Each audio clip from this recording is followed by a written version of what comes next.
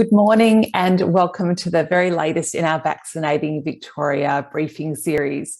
My name's Emma King. I'm the CEO of the Victorian Council of Social Service, and it is fantastic to have you with us today. I'd like to begin by acknowledging the traditional owners of the land. I'm on the land of the Wurundjeri people of the Kulin Nation and would like to pay my respects to elders past, present and emerging, and to any Aboriginal and Torres Strait Islander people who are with us today. I'd also like to acknowledge that sovereignty was never ceded. Now, today is all about the Victorian Government's worker vaccine mandate. It's a very big issue and we've only got 1 hour together, so we're going to make sure that we jump straight into it today. We're really fortunate today to have fantastic speakers, and briefly we are going to have a short presentation from Brigid Monagle. Brigid will be well known to many of you. She's a Deputy Secretary for the Department of Families, Fairness and Housing, which I may have got around slightly the wrong way. Brigid will explain the public health order itself, and she'll take your questions about its scope and its intent. Following that, there's going to be a short session with Melissa Scadden and Callie Ralph, two senior lawyers from the law firm, the workplace law firm Justitia. They'll take us through some of the complexities of actually implementing the public health orders and how they interrelate with various workplace policies and with legislation. And one final thing before we get started, a huge thank you to the over 100 of you who've sent in questions in the lead up to today's webinar. It's fantastic to get those. We've consolidated them and we've sent them through to the presenters for today. You also have the opportunity to ask questions during today through the Slido app that you'll have seen on your screen in the lead into today.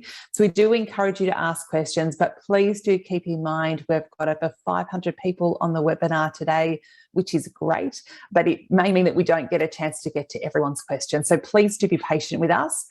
If we're not able to answer your questions today, we will do our best to follow up afterwards and get that information to you as soon as we can.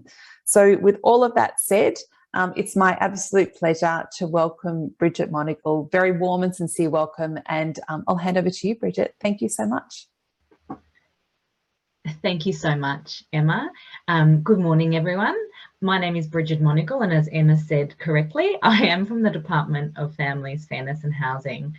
I would also like to acknowledge the traditional owners of the land on which we all meet from today. I'm on Wurundjeri country as well. I'd like to pay my respects to elders past and present.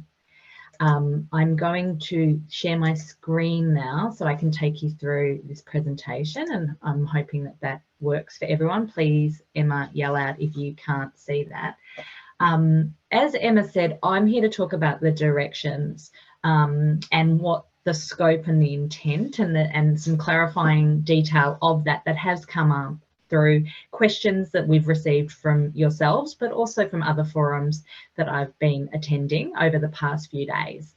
And so a lot of the questions now, as people start to get their head around the intent and scope, is landing in the sort of employment and implementation front. And I feel very lucky to have Melissa and Callie here to answer questions on that front.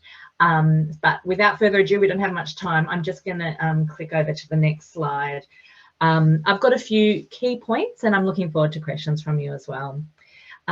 So the key part of the directions is that employers must collect, record and hold vaccination information for their workers who are working outside their ordinary place of residence. Now, that's a really important point.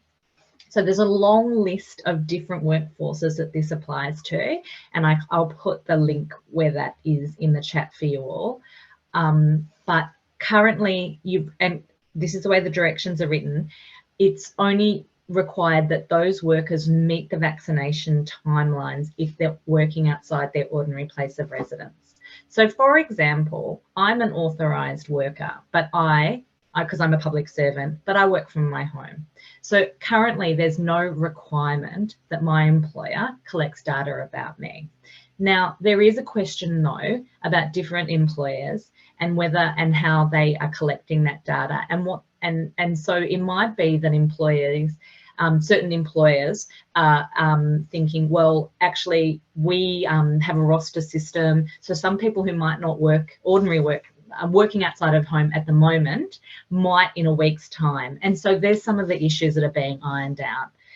But if you're just, say, an admin officer who works from home, this requirement doesn't necessarily, as it's written at the moment, require you to submit your vaccination data.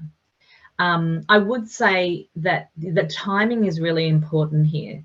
So the vaccination, this direction came into effect last week, and it will exist until the CHO deems that this direction is not required. This has caused a little bit of confusion because in the direction itself, it has an end date of the 21st of October. Now, it's really important to note that this is all the directions end on the 21st of October, and it's to do with the legislation under the state of emergency. So from midnight on the 22nd of October, the directions will be renewed again, and this will be in all likelihood extended for another 4 weeks, and that's the length of time that the state of emergency can be extended. So while some people were asking, well, maybe I'll, just sit it out and wait for the direction to stop. This direction might be enduring, and it's really important that we think about it as a longer term direction. Another question that's come through is, does this apply to all of Victoria? And the answer is yes. So there's been quite a lot of confusion in that because it's been tied to the authorised workers list, and currently that only applies in Metro Melbourne. What does it mean for my regional staff? But the way that the direction's written, while it includes the same list of categories of staff or workers, it's not tied to the list, and it applies across the whole state. So just say you are a child protection worker who works outside your home in Shepparton, this would apply to you, and it does apply to the organisations that you work for. So that's a really important point, and I'm keen to get that message out because I would hate for regional employers and employees to be caught on the hop. A really important question that we've had a lot through is, how does this apply to volunteers? And it includes volunteers. So it includes paid staff, unpaid staff, potentially like interns, and volunteers. So if you work in an organisation that has volunteers that work outside their ordinary place of residence, then this does apply to you as well. So if you have volunteers and you're an employer, you have to get the vaccination details of your volunteers. Now that is that would employ, off the top of my head, I know that there's a lot of volunteer organisations out there, but anyone who's providing COVID relief at the moment, food deliveries, it could potentially include those people. So that's a really important point as well. One of the key, I'll get onto exemptions in the next slide, but one of the key points is that obligations on employers is that they need to notify their staff as soon as practicable around these requirements. And so if you haven't already, as an employer, you need to let your staff know that this is going to apply to them. So I would encourage you to do that. We are preparing a template that you could apply for your staff if you haven't already, and that we will be circulating as soon as we can get sign off and get it all perfect, well, not perfect, but get it as good as possible. We've got it, we'll send out the guidance as soon as we possibly can. I'll just pop onto the next slide, and it's got a list. So with this forum, we've got a list here of likely groups, and I really encourage you to go onto the directions and have a look and make sure that your specific work group is included or not included. I mean, a good sort of test is if you have had to have a permit to leave the house and work, then in all likelihood your workforce has been included. So it includes community workers, public sector employees, religious workers, but not a person who conducts a service, marriage or a funeral. Social and community workers, care workers. An important point though is if you're a foster carer and you work in your own home, you're not required. It's only if you work outside your ordinary place of residence. Support and welfare workers and emergency services workers. And like I've said before, it includes paid, unpaid and volunteer staff. There are, of course, the exception though. So first of all, going back to the first slide. So it's about when you're recording data, you might have staff members who have a medical exemption from getting a vaccination. And so the key thing you need to record for those staff members is that you have seen their medical exemption. And there is a list in the Q&As, which I'll circulate too, that talk about what can be accepted as their medical exemption. And generally it's like a certificate, sick certificate, so that you get it from your GP or your midwife, that you are exempt from getting the vaccination. And so that can suffice. And those people who have medical exemptions are still able to work outside their ordinary place of residence. That's fine. We just need to record that they have that exemption. Then there are exceptions, gets a bit confusing, that if there is an emergency situation, and critical unforeseen instances, you are able to put a person out, require them to work outside their ordinary place of residence if it's in exceptional and specific circumstances. So if a worker is responding to an emergency, if it's you've got urgent care or continuation of essential operations due to an emergency. So there are a few options there as well. A lot of the questions then, once you sort of work out this scope, do then go into, well, what do I do with a staff member who refuses to get vaccinated? Or what are my options if I don't want to get vaccinated? And that is where we've got Melissa and Kelly who will be able to answer those questions later. But look, I might pause there and go into questions if that's okay, Emma. Thanks so much, Brigid. It is. And if I can also just name up for people, can you please remember to put your questions in Slido, because it's so much easier for us to see them. And if you could not put them in the chat, that would be really helpful, because we're seeing a series of questions come through the chat, and it's a bit tricky to try and keep up with those. So if you can put them through Slido, that would be fantastic. Now, one of the first questions that we've got, Brigid, and they are definitely all coming through, is can we request that our clients also be vaccinated if they would like a face-to-face service? I would prefer to take that one on notice, just to make sure that I'm not providing the wrong advice. But I would say that there are currently no directions that require clients to be vaccinated. Whether an organisation can require that or not, I think I would have to take that one on notice. Yeah, thanks, Brigid. And so we'll make sure as well that we get back to people on the call, because I think there's been a few questions come through along those lines. Yeah. The next question goes to how does the mandate apply to those who only need to come in as a kind of once-off in the workplace? So there's a question about, is there a space where the measures need to be proportionate? That's a really interesting question. And as it stands, if a person needs to leave their ordinary place of residence and go on to a workplace or go to a client's house, then they're required to be vaccinated, even if it is a one-off. Yeah, Whether it's proportionate or not, that is a genuine topic for discussion. Thank you. And in terms of looking at, say, hirers and therefore user groups, I guess I'm thinking of somewhere like, I'm assuming like a neighbourhood house or others that come in to use a facility that's already there. Do they need to provide evidence of vaccination in order to be able to use the space? Sorry, do you mean, Emma, do you mean the like the client? Yes, well, for example, and I guess I'm drawing from the question here, someone like a neighbourhood house that's got a space that might be used by a group in the community over the weekend, or etc. Do people need to show their vaccination status in order to be able to use that space in a community service organisation? Yeah, look, as we move through the roadmap and we get into the world where people are able to go and use community spaces again, then there will be, I imagine, rules about what the vaccination requirements are for those community groups. I'm not across that at the moment, but that will become clear as we get closer to that 26th of October date for the 70 double vax. Thanks, Brigid. There's a question here. It's around what are the penalties. So it's looking at what are the penalties if staff don't comply with vaccination. So I just want to acknowledge for the person who asked the question, they do go to a certain group, but I think that it would be a broader question about what are the penalties for organisations if the staff don't comply with the vaccination.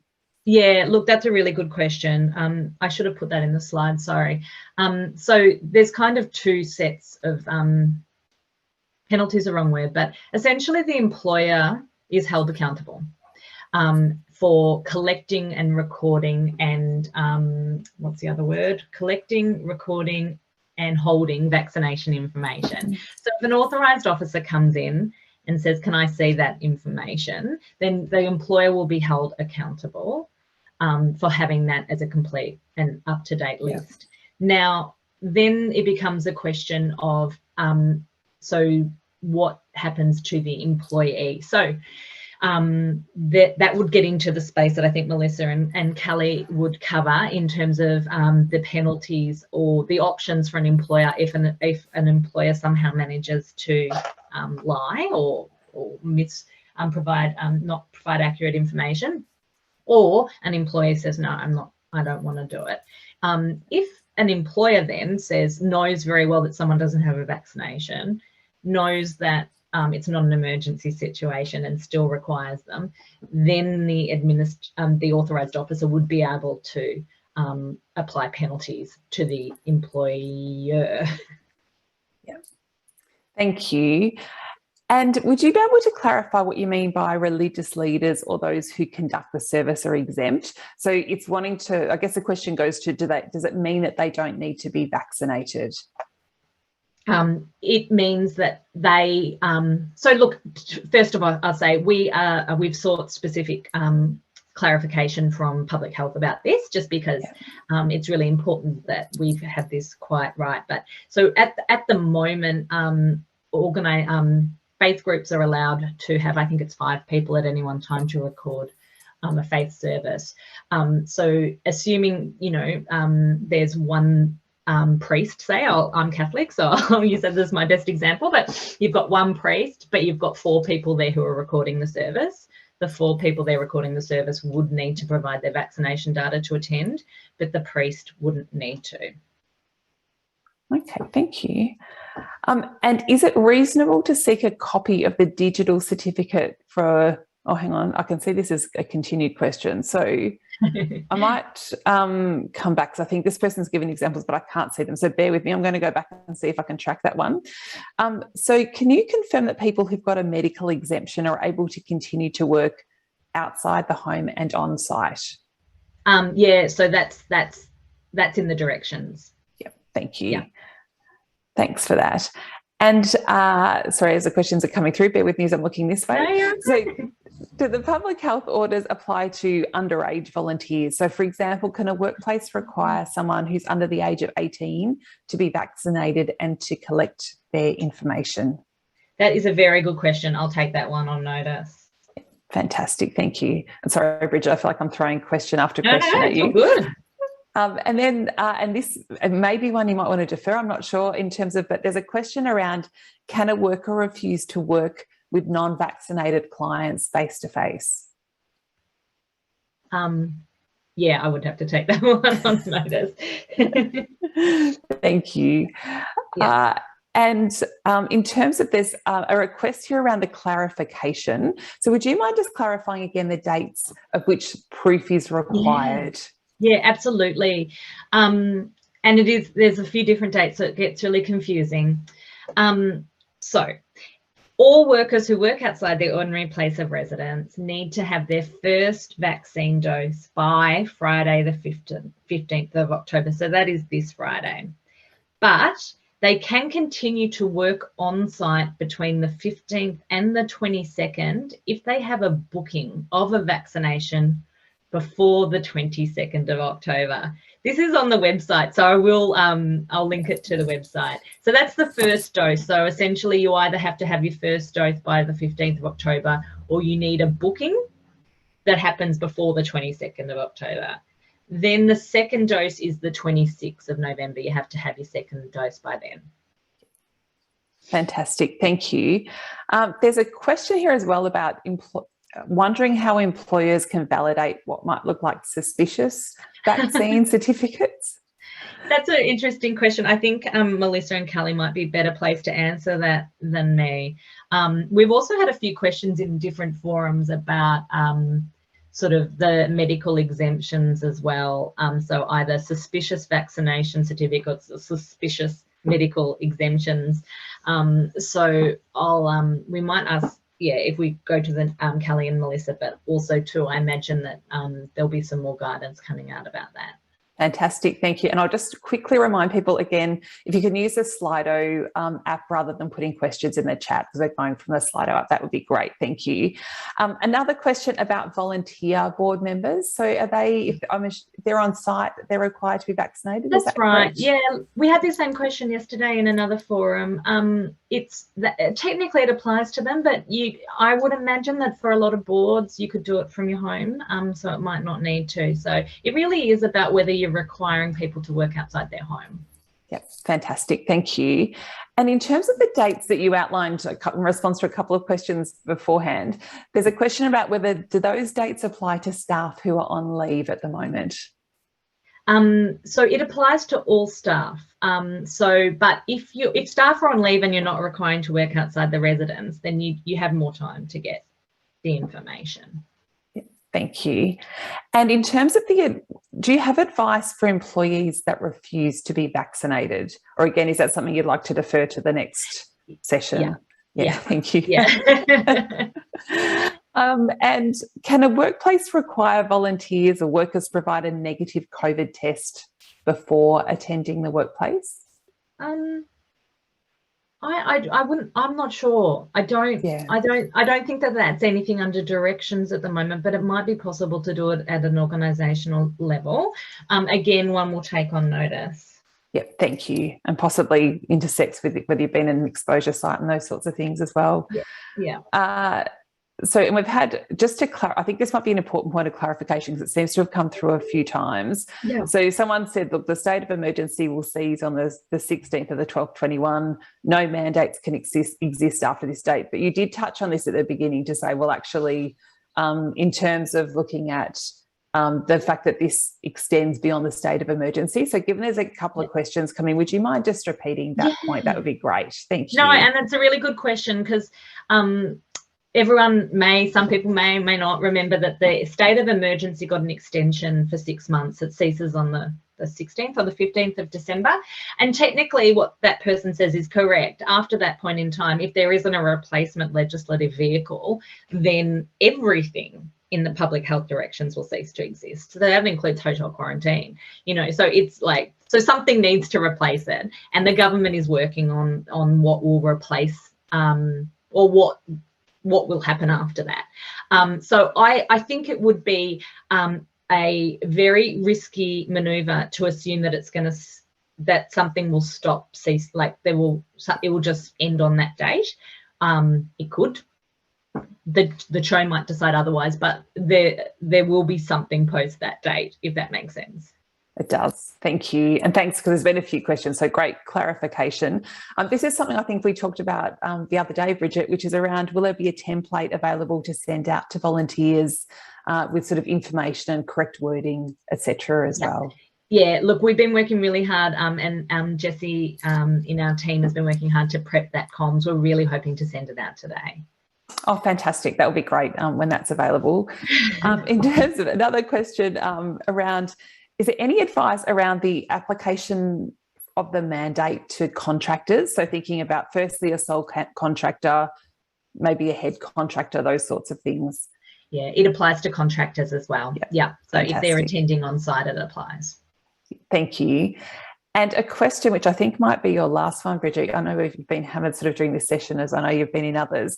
So if we might be able to fit in next round, what if staff are currently quarantining as a primary close contact of a positive case?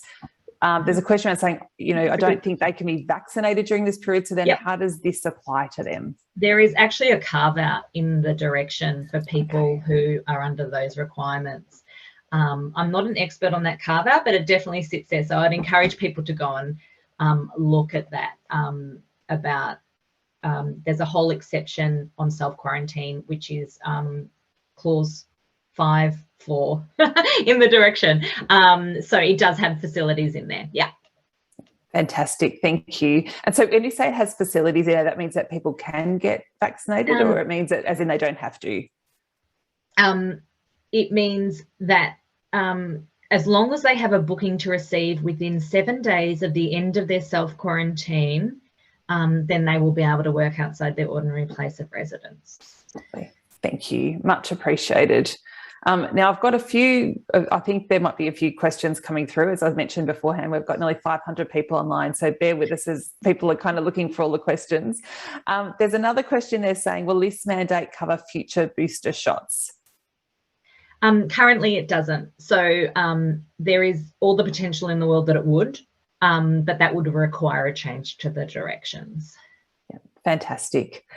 Brigid, a huge thank you for your time. We've pretty much hit 10:30, so we're going to over to the Justice session. I just want to say a very sincere thank you to you. I'm not sure whether you're staying with us for the remainder of the session or not.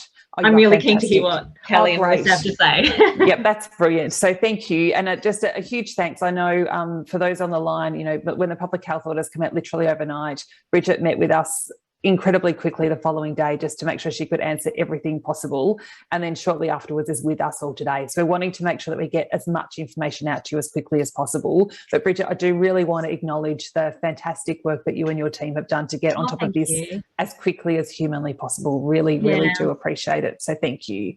No worries. And we really understand how hard this is for organisations. It's such a big change and happening very quickly. So anything we can do to help. No, much appreciated, Brigid, and I'm sure we're going to do many more sessions with you, and great that you're able to stay on for this section as well. So a huge thank you, Brigid. So Brigid and her team, I've just read, are going to stick with us, but we're now going to shift across to, I guess, the implementation of these new arrangements. You know, so how does this affect other employer requirements that you might have? What do you do with a staff member who refuses to comply with the vaccine requirements?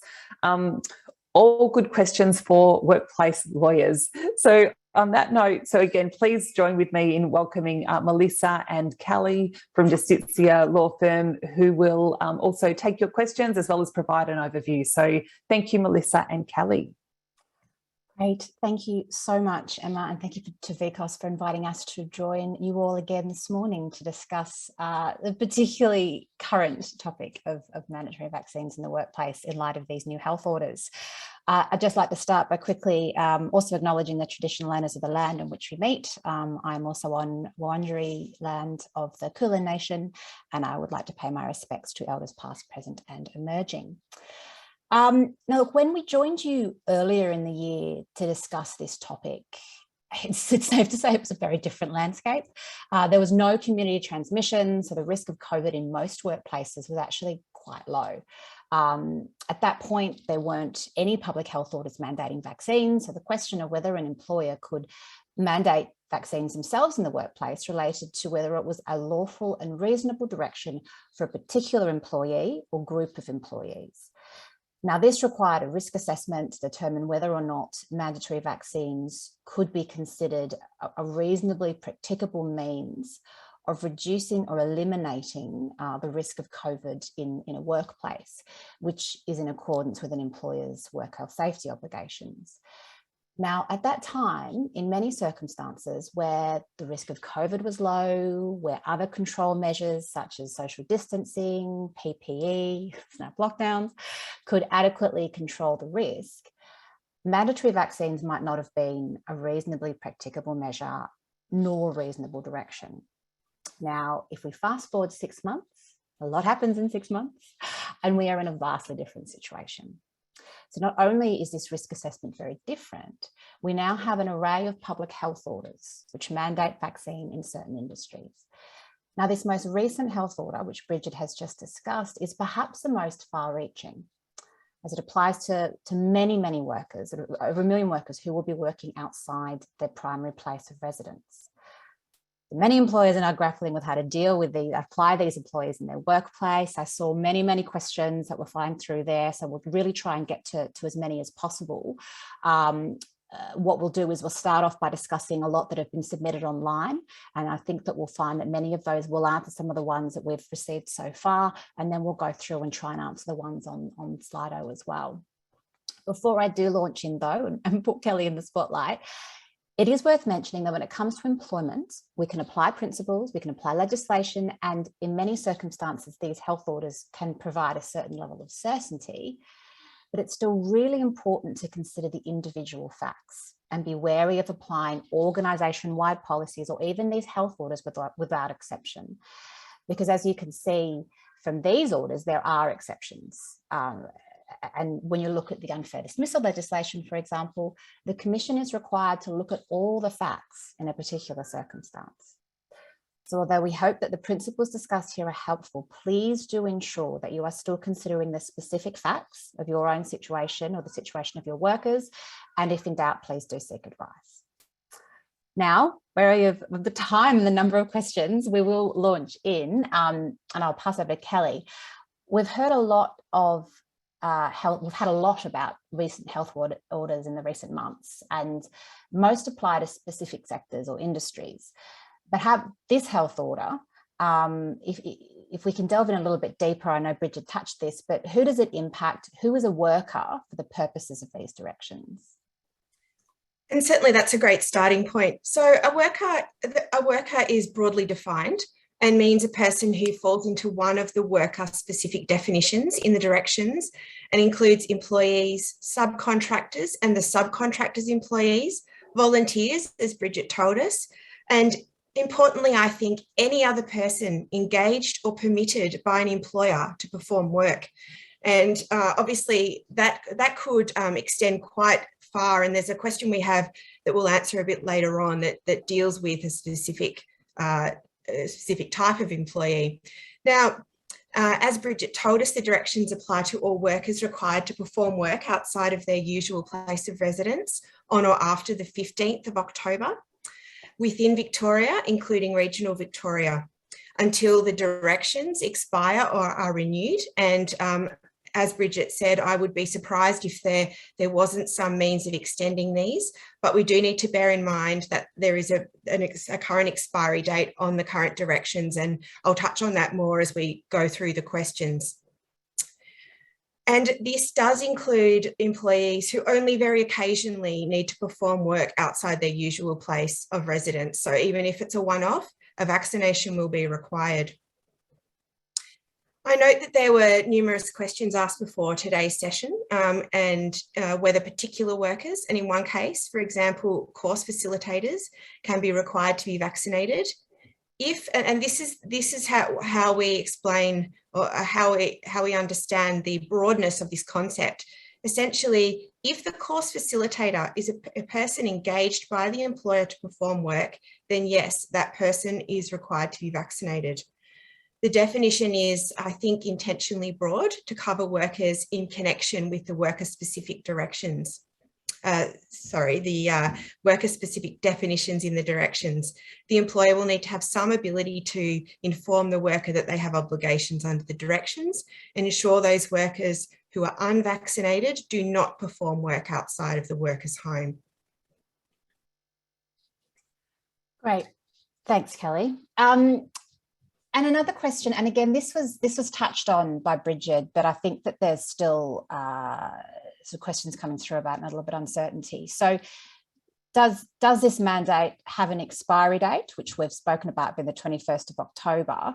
And given what we've heard in terms of it's expected to be extended, what does this mean? So essentially, it is expected, well, as Brigid tells us, that there will be an extension to the emergency powers, and it's those powers that enable the health directions to be made. As a result, there may be replacement or renewed directions, and we've been seeing this with many of the other directions issued by the Chief Health Officer. And it is possible that replacement directions will still require specific workers to be vaccinated to work on site. We've also been asked, Melissa, whether these orders conflict with privacy and equal opportunity laws. Privacy laws require employers to get consent from workers to collect health information. The mandatory vaccination directions specifically provide that employers must collect vaccination information. However, employers should also consider providing workers with what we call a collection statement and consult with workers to explain why they are collecting the vaccination information, how it will be used, and when it may be disclosed. And the directions themselves help you answer these questions. You can't force your workers to provide vaccination information, but employers must report the worker's vaccination status as unvaccinated if a worker refuses to provide this information. Equal opportunity legislation prevents employers from discriminating against employees on the basis of an attribute, such as religious belief or activity, or because of a disability or a health issue or illness, that type of thing. And that's obviously where we're seeing a lot of objections to being vaccinated coming from. But essentially, discrimination will be lawful if the employer is complying with the Victorian Government directions. Thanks, Kelly. So, look, I think now we'll probably launch into the question that I would imagine is on the top of many people's lips. But basically, what is an employer meant to do if a worker basically chooses not to be vaccinated? This is certainly the question of the moment, I think, Mel. As a general principle, if an employee is unable to perform what we call the inherent requirements of the job, there is a valid reason for terminating the employment. So if an employee's refusal to be vaccinated means they're unable to attend the workplace and they can't work from home, then it's likely that there is a valid reason to terminate their employment. But a termination will still be challenged on the grounds that it's otherwise, may still be challenged on the grounds that it's otherwise unfair. There might be a number of reasons why employers may want to proceed with caution before immediately deciding to terminate employment on the basis of these health orders. So notwithstanding that Brigid noted the orders are likely to be extended, the current directions expire on the 21st of October. Given the date on which workers are unable to work outside the home if they're not either vaccinated or booked in to receive a vaccination by the 15th of October, it is then only really a period of 6 days where an employer knows that the worker will be unable to perform the inherent requirements of the job. So even assuming that the current health orders are extended or renewed once the state of emergency powers are extended again, we don't know how long they'll be in force for. And so while it's possible they'll continue to apply to all workers who are required, it's possible they will continue to apply to all workers required to work outside their ordinary place of residence. As Victoria starts to open up in accordance with the roadmap, that list of workers might become a lot longer than the current list of authorised workers. It's unclear whether this is the intention of the government or whether it's more of a temporary measure to reduce movement and mixing of unvaccinated people from now until we hit those important targets in the roadmap. In the face of this uncertainty, we think terminating employment solely on the basis of the public health directions, particularly in circumstances where a period of leave, so whether unpaid or paid leave, is a possible alternative, then it may not be prudent to jump straight to termination. We think, though, that employers do have some obligations under health and safety legislation to do what is reasonably practicable to reduce or eliminate the risks in the workplace. We covered this in detail in our previous webinar, so I won't go into it in too much detail. But when it comes to the risk of COVID in the workplace, this involves undertaking a risk assessment of factors. Those factors include the likelihood that employees will catch COVID, the degree of harm that will arise if they do, the availability and suitability of means to eliminate the risk. And so if following a risk assessment, an employer decides that mandating vaccines for all or part of their workforce is a reasonably practicable measure of reducing the risk of COVID, it might decide to introduce a policy. If an employee refuses to comply with the policy, then termination might result because of that failure to follow the lawful and reasonable direction in that policy. I know it's quite a long answer to this question, but I understand it's probably one of the main questions you've all got. So I'll keep going through my thought process on this. If an employer is considering terminating employment at this stage because an employee is unvaccinated, then we would recommend also undergoing this risk assessment. And you should do so in consultation with your employee to ensure that any requirement to be vaccinated can be justified on health and safety grounds rather than solely relying on the health direction. This will put employers in a better position to defend a termination if it's challenged and be able to demonstrate, importantly, that the termination is not harsh, unjust or unreasonable. There is an alternative to dismissal, and we recommend employers put unvaccinated employees on a period of paid or unpaid leave. The National Employment Standards require employers and employees to agree when paid leave will be taken. Employers should discuss the situation with employees, try and agree on the best form of leave, which might be unpaid, and that will too need to be negotiated with the employee. Employees can also take long service leave, and while employers can give a direction in certain circumstances to employees to take that long service leave, it does usually require a 12-week notice period, and unfortunately that's not very practical at this point in time. I know some of you are also asking about terminating contractors and possibly volunteer agreements, and this might be easier than terminating a true employee, and this will depend on the terms of your agreement with a contractor or a volunteer. Great. Thanks, Kelly. So we do have a couple of questions that are coming in that are relevant to this, so I think it'd probably be a good time to actually address them now. One of the questions is basically, so if workers are not expected to work on site until after October 21st, can we wait until the renewed directions to collect information? So essentially saying, look, given we've got this expiry date on the directions, can we just wait? Do we have to comply with them now? I think you do need to collect and hold the information, and essentially it will come down to if you can't get that information or your employees are unvaccinated, then they simply won't be able to perform work outside their ordinary residence. Yeah, that's exactly right. So look, I know we're talking about the fact that there's an expiry date, and so it does provide a level of uncertainty.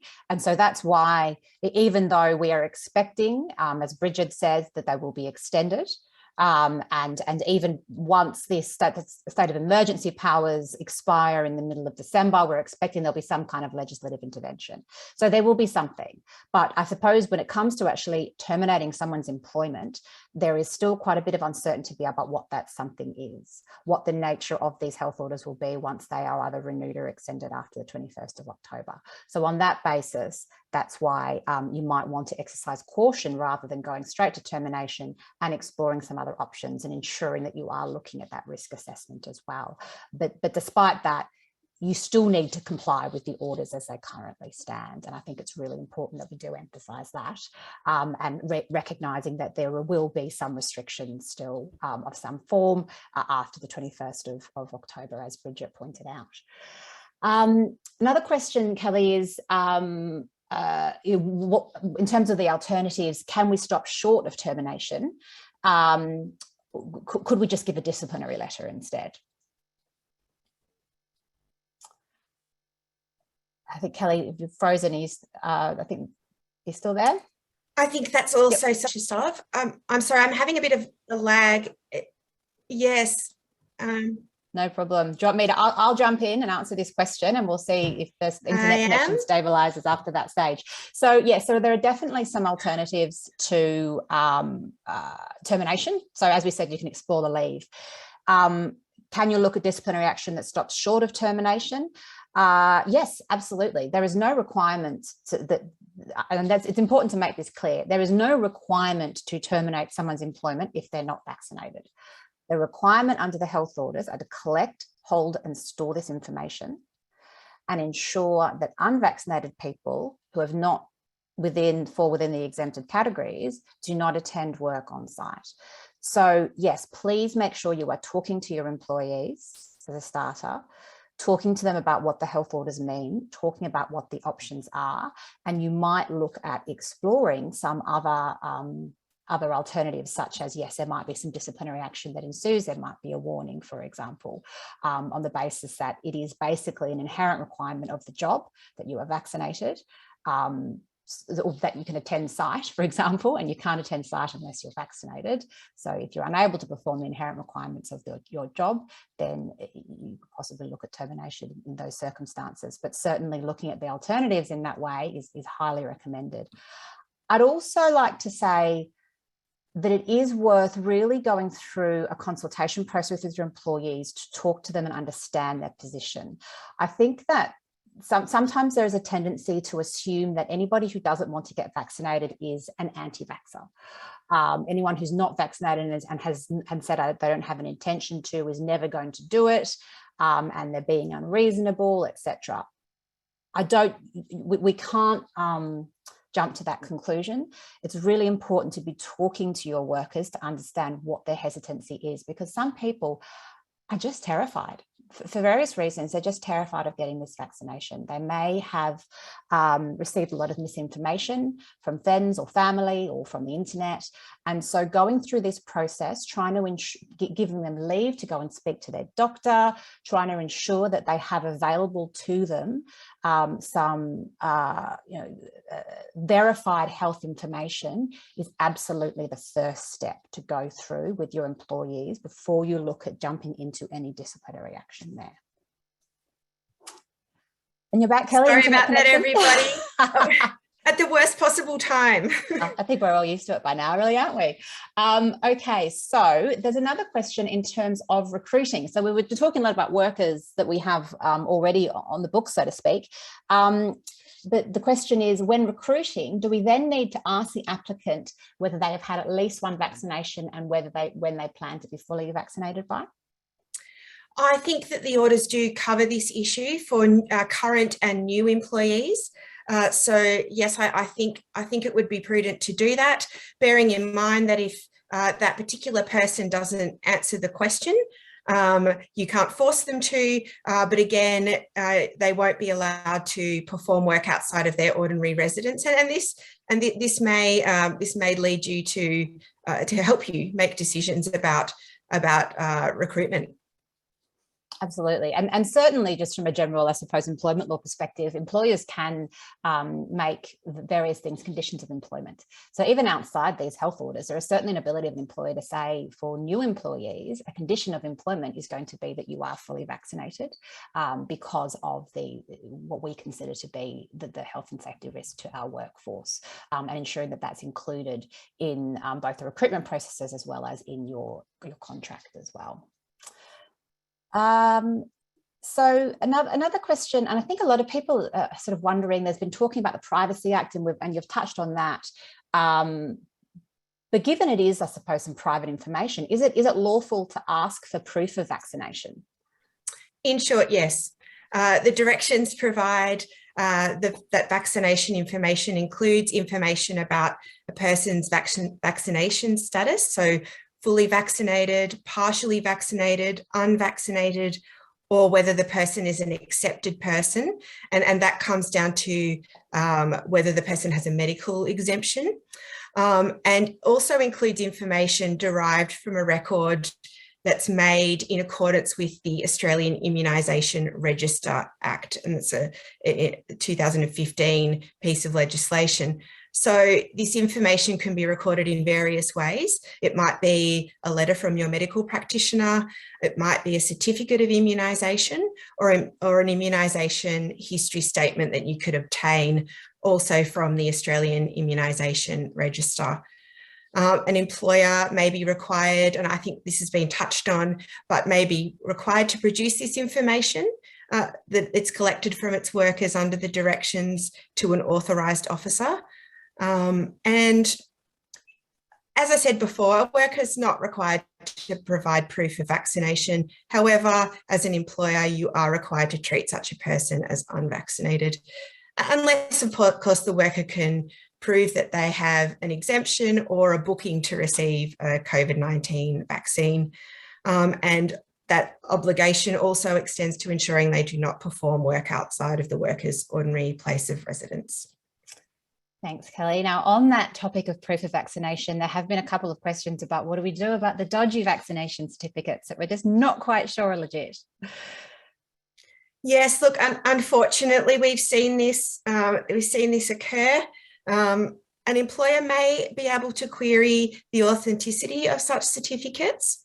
I think, though, getting that evidence might be difficult, but, you know, after you've seen a number of certificates, I think you will have an understanding of what doesn't look quite right. So if you do, as an employer, have evidence that a certificate is false, there may be grounds to terminate the employee's employment, or that might also allow you to terminate a contract or a volunteer agreement. And that would be on the basis that a worker producing a fraudulent document is in breach of their employment obligations. And this wouldn't, and in this situation, you wouldn't need to demonstrate that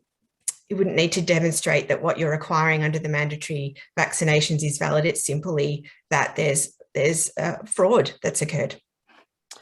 And on that, Kelly, as well, I suppose, noting that there are some various ways that you can actually prove your vaccination status. So in terms of the letter from medical practitioner, certificate of immunisation, etc. I suppose if you feel like one of them is invalid and you've got some reasonable grounds to suspect it, you might then talk to your employee about saying, well, look, can we get you to actually go and have a chat with your doctor, for example, and get a certificate from your doctor to verify that you are vaccinated in those circumstances.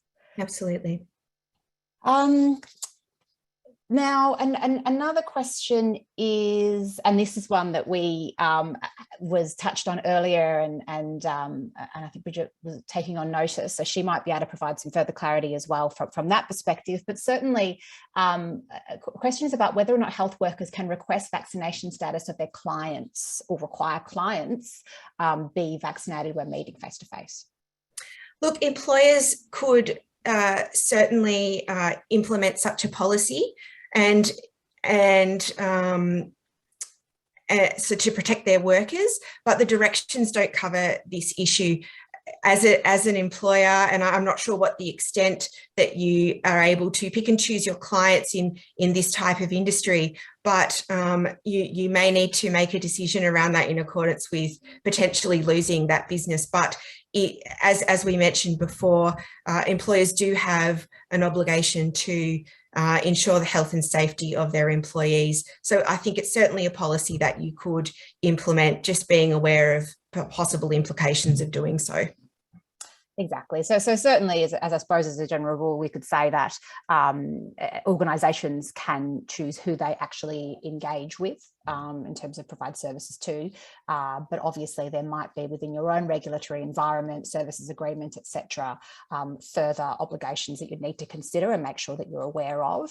But yes, certainly when performing your own risk assessment about the safety of your workplace, that is something that you would need to consider, and understanding whether or not the people you're providing services to are also vaccinated, and what level of risk that applies to your employees, and essentially what you can do about that. So certainly something that you'd need to be exploring and looking at what your obligations are in that area. And let's see if we might have another couple of quick questions. We're about to wrap up shortly. Another one that's come through is, when we're talking about taking leave as an alternative to termination, can an employee go on sick leave? No, I think very, very bluntly, no. This is slightly off the topic, but in terms of vaccinations, I really think the only time that personal leave or sick leave would be appropriate is where an employee has a reaction to a dose of a COVID vaccine. Or that acute medical illness exemption. Yes. Yeah. Yes, so absolutely. Yeah. So there is that exemption to the requirement to be vaccinated, the acute medical illness, which interestingly isn't defined. Certainly, anecdotally, we understand acute to be short-lived. So a short-lived medical illness that prevents someone from being vaccinated. So in those circumstances, yes, it's likely that might also prevent them from attending to workplace, so allow them to go on sick leave.